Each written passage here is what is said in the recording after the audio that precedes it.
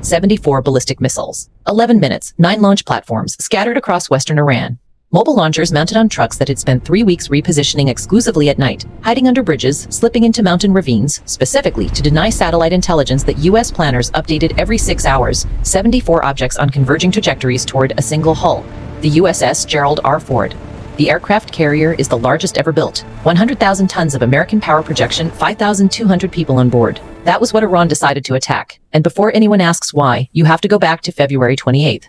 That night at 1:40 local time, the first Israeli F-35s crossed into Iranian airspace. 40 minutes later, American B-2 Spirit bombers completed their long cold arcs from Diego Garcia. The strike was devastating, and decision-makers in Tehran already had their response calculated. It was not a question of whether they would respond. That had been written into IRGC doctrine for years. The only variable was how to impose the maximum possible cost without triggering a response that would consume what remained of Iran's military apparatus in a single night. They chose the aircraft carrier, and the logic behind that choice deserves to be broken down. An aircraft carrier is not simply a military target. It is a symbol with specific arithmetic attached to it. The USS Gerald R. Ford represents $13.3 billion in steel alone. Its embarked air wing adds another $5 billion. The 5,200 people on board cost the United States a decade and several $1 million each to train. Damaging that ship does not change a conflict because of the metal lost. It changes it because of what it tells every government watching, that U.S. aircraft carriers can be hit. That message reaches Japan, reaches South Korea, reaches Taiwan, reaches every nation that built its security on the premise that the United States Navy is the unquestioned guarantor of the international order. Iran understood this with surgical precision. They had understood it for 20 years. Now the composition of the salvo, because they were not 74 of the same type, and it was a deliberate mix. 41 had 3 variants, flying depressed trajectory profiles to maximize terminal velocity. 17 Fate 1313 solid fuel missiles fired from coastal platforms, leveraging shorter flight times to compress the available interception window, and 16 Zulfikar 2s equipped with maneuverable reentry vehicles, tested only twice before that moment and whose terminal guidance signatures had been carefully concealed from American surveillance satellites. The maneuverable ones were the dangerous ones. Not because 16 missiles alone saturate any defense, but because a maneuverable reentry vehicle turns interception, which is normally a solvable algebra problem, into 3-dimensional chess played at Mach 4. You can no longer extend the ballistic line and place your interceptor there. The target moves, and when it moves at hypersonic speed through the upper atmosphere, the window for a lethal interception shrinks to fractions of a second. Both sides had done that math. The question was whether the calculations matched reality when 74 objects appeared simultaneously on the same radar screens. Let's go to the fight. The Ford's Combat Direction Center detected launch signatures at 3017, and here's a key detail. It was not the ship's radar that gave the first warning. It was SBIRS, the space-based infrared system that detected the thermal bloom of ballistic missile engines igniting and transmitted the detection to fleet units within seconds. The strike group reacted immediately, and the AEGIS system on the cruiser USS Bunker Hill began calculating interception solutions before a human being had processed what the screens were showing. SM-3 Block 2-way missiles, kinetic kill vehicles without explosive warheads, just metal moving at Mach 15. Vertical launch in 90 seconds. The first Iranian missile died at 71 miles altitude, 340 nautical miles from the Ford. By the time that debris cloud was dispersing, 4 SM-3 interceptions had already succeeded. 17 missiles survived that first defensive layer. 11 of them were conventional Shahab variants, predictable in their terminal phase. SM-2s took care of fate. 3 reached the inner defense perimeter, but the 6 maneuverable Zulfikars were an entirely different problem. One executed a 12-degree azimuth change at 68,000 feet, enough to force a recalculation that consumed 2 interceptors instead of 1. A second Zulfikar maneuvered at 55,000 feet. The SM-2 passed within 40 meters and detonated its proximity fuse. The fragmentation damaged the reentry vehicle's guidance electronics, but did not destroy the structure. The vehicle continued descending, partially blind, still supersonic, still pointing more or less toward the Ford. And the tactical action officer saw a single track symbol continue its descent on the screen after an interception that should have resolved it. He had 4 seconds to make a decision. CIWS free. All close-in weapon systems free.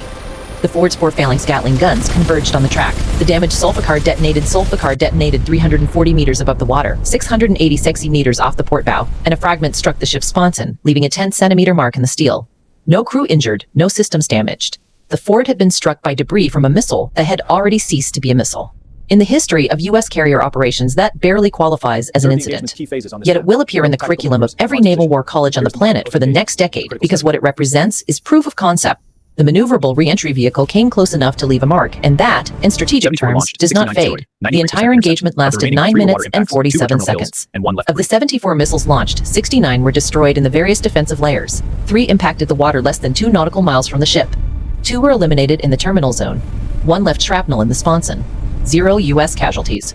The Ford did not even alter course. In narrow-metrics, it was an absolute American tactical success. But narrow-metrics do not tell the whole story, and this is where it becomes uncomfortable. The Ford strike group expended 63 interceptors during those 9 minutes. SM-3s, SM-2s, evolved Sea Sparrows, Phalanx rounds. In logistics, they immediately began calculating consumption rate against available resupply inventory. Replenishing a carrier strike group's missile magazines takes weeks. The nearest facility was Bahrain, which Iran had attacked simultaneously with a separate salvo, considerably complicating that timeline. And now let's talk about the number that really matters, the exchange ratio. Iran spent approximately $180 million firing those 74 missiles. The U.S. defensive response cost between $900 million and $1.3 billion in interceptors. Every time Iran fires and the United States defends, Iran spends $1 and the United States spends between 5 and 7. Iranian planners had studied exactly this dynamic during the conflict in Ukraine, watching how Russian drone salvos drained Ukrainian interceptor magazines. They learned the correct lesson. The objective was never to sink the Ford. The objective was to force a continuous and costly defense until maintaining the carrier's presence became the story instead of the campaign it was supposed to enable. Iran still had 700 missiles in inventory. If this is blowing your mind, like and subscribe. What comes next is just as dense. The American response began 47 minutes after the last track symbol disappeared from the screens. 44 Tomahawks launched from the destroyer screen, targeting the 9 launch sites retrospectively tracked from the flight paths of the Iranian missiles themselves. Because a mobile launcher that fires reveals its position. The problem is that many had already moved. 14 strikes hit active or recently evacuated positions. The rest struck empty ground. The Ford's air wing launched its first strike package at 5001 night. F-35Cs targeting the fixed infrastructure supporting Iran's Western missile network. Not the launchers themselves, but the nervous system they depend on. Fuel, maintenance, command authority. Degrading that takes weeks, not hours. And that is exactly the strategy, not chasing trucks in the desert, but cutting what makes those trucks function. By mid-morning on March 1st, the pattern was visible to anyone watching the full picture instead of individual events. Iran had launched the most significant ballistic missile attack against U.S. naval forces in history. Tactically defeated, 0 casualties. And at the same time, Iran had demonstrated that its maneuverable reentry vehicle works, that its mass-salvo doctrine stresses defenses, and that the exchange ratio bleeds the defender faster than the attacker. Oil markets opened at $178 per barrel. The Strait of Hormuz remained technically open. China called for restraint. Russia said absolutely nothing. Nuclear negotiations in Vienna were formally suspended.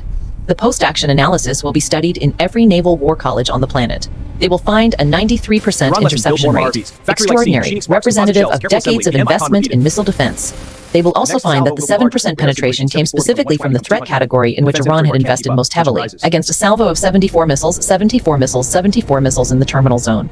On a different night, with different warheads, that is an entirely different story. The lesson Iran draws, the maneuverable reentry vehicle works, build more. And the lesson U.S. planners draw, 74 missiles cost more to defend than to fire, and the next salvo will be larger. Neither lesson points toward a short conflict. The Ford is still there. The flight deck resumed operations 22 minutes after the last incoming track was resolved, and the tactical action officer wrote his post-action report in the neutral language of a man who knew his words would be read by people who were not in that compartment, who did not see that single track continue descending after the interception that should have stopped it. He wrote, "Successful defensive engagement. Future engagements assessed as probable." He did not write the number occupying every mind in front of those screens. Not the missiles destroyed, the missiles remaining. The carriers are in position, the missiles are loaded, the negotiations vanished. History watches, as always, with complete indifference to how this is supposed to end. If you made it this far, you already know this kind of analysis is not found just anywhere. Subscribe, activate the bell so you do not miss any video, and tell us in the comments where you are watching from. Share this video with someone who needs to understand what is really happening in the Persian Gulf. See you in the next one.